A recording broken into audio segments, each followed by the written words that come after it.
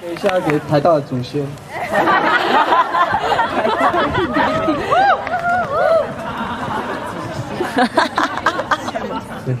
台大有祖先吗？应该有哦，台大格兰。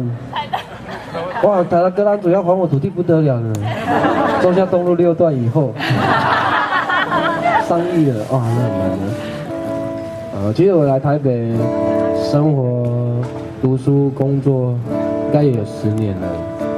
其实很多的创作其实是离开家乡之后，然后想到以前过去的美好，人都有过去嘛，那些失去的美好都会觉得有点怀念，然后很想要再去追求的时候，都总是会有一点点感伤。美好不知道啦，能不能继续留下来，是我一直很期待。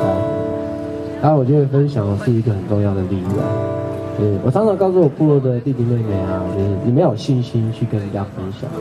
以前的原住民都比较没有什么自信，像我们那边的阿美族又都是穿短裙的，看过没有？有。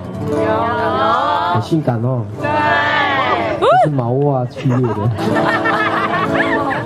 其实要叫我们以前的年轻人出来穿传统服装，是一件非常困难的事情。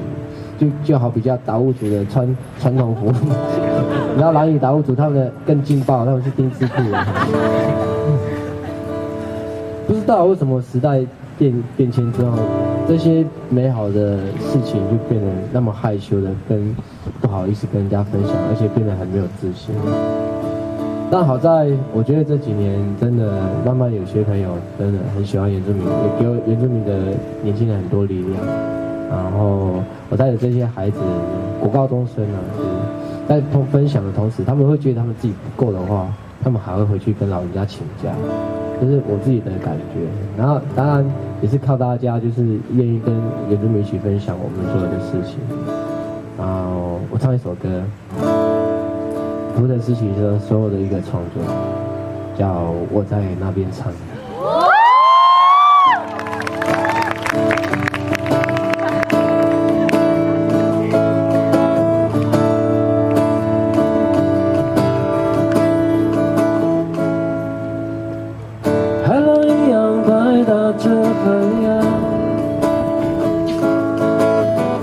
野花一样随地绽放，那么的香。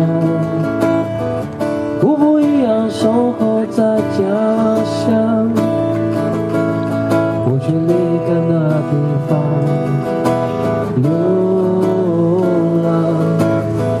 城市没有阳光的温暖，马路没有故乡草原来的平坦，路灯没有照亮你失去很久的方向，我却在这里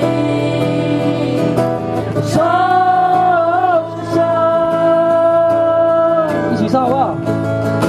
啊呜啊呀，可以呀咿，可以呀，可以呀那呀咿，可以呀。